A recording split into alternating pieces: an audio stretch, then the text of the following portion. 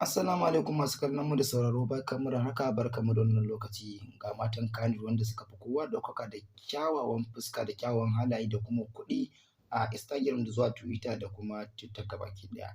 Wato wannan jarumai da kuke gani, wato na ɗaya Aisha Humaira da kuma wannan babbar jarumar da kuma Mummy Gombe. Wato jarumar ta ƙarshe ita ce Ummi Karama, ga kuma Maryam Yahaya da Hadiza Gabon.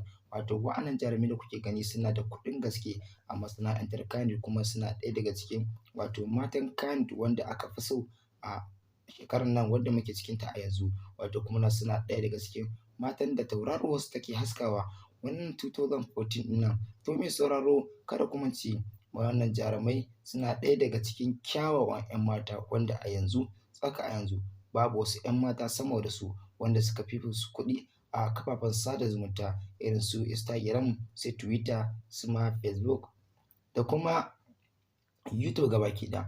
To mai sauraro, za mu ci gaba da kawo muku wato tarihin wa'annan 'yan matan Kannywood ne wanda a yanzu tauraruwarsu take haskawa. Za ku so ku ji wato wannan cikakken tarihi na wato 'yan matan Kannywood. Wato ita dai Aisha Humaira 'yar cikakken 'yar Kannywood ce, amma kuma ba 'yar garin Kano ba ce ba. Wato ita ma Mummy Gombe ana mata laƙabi ne da Mummy Gombe domin can ne garin da aka haife ta, inda aka fi saninta da wannan suna, wato mai suna Mummy Gombe. Wato garin Kano ta zo ne a matsayin masana'antar Kannywood.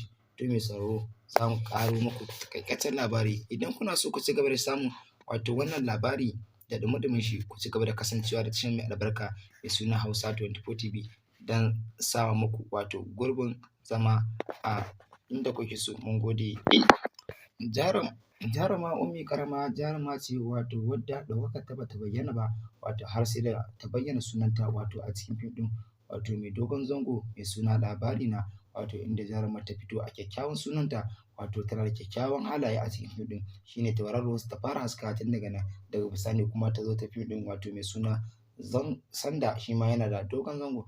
To mai sauraro, mun gode sosai da irin ƙoƙarin da kuke nuna mana, kuna kallon bidiyon mu matsayin gwarzuwar jaruma shekara ta 2022. Taƙaitaccen tarihin wato Ummi Karama. Ummi Karama kyakkyawar budurwa ce a masana'antar fim ɗin wato ta Kannywood, haifaffiyar kuma 'yar jihar Kano ce a yanzu haka. Jarumar tana da shekaru 27 a duniya, ba ta taɓa aure ba. Wato wannan jaruma Ummi Karama an haife ta wato a watan Afrilu wato shekarar 1976 a jihar Kano. Ta fito fim ɗin Sanda mai dogon zango, amma an fi saninta da fim ɗin wato Labarina. Ta yi karatu firamare da sakandare a garin Kano, daga nan ta faɗa masana'antar fim ɗin wato ta Kannywood. Ta yi fina-finai da dama wanda aƙalla sun kai fim ɗin wato 15 a masana'antar Kannywood, wanda ta yi fina-finai da dama, amma an fi saninta a cikin fim ɗin Labarina. Ta yi fim da dama wanda sun kai fim guda 15. To mai sauraro, shin za ku so ku samu duk zafafan labarai da abubuwan da ke faruwa a masana'antar Kannywood da kuma tarihin rayuwarsu? To ku garzo cikin tashar nan mai albarka mai suna Hausa 24 TV don kawo muku zafafan shirye-shiryen akan Kannywood. Wato da zarar mu ɗora, za kuma mu koma wato a shirin na wato jaruma Hadiza Gabon. Jaruma Hadiza Gabon wadda ta daɗe tana fina-finai na Hausa wato a Kannywood, wanda Hadiza Gabon asalinta ba 'yar jihar Kano ce ba. A wata ƙasa ana ce mata Gabon. Hadiza Gabon ita ta yi karatu, ta zo wato Kano ne a ta ƙarasa karatunta. Nan ne Allah Ubangiji ya kawo mata ɗaukaka, ta zama 'yar garin Kano. To mai sauraro, za dai ku ci gaba da jin wato ire-iren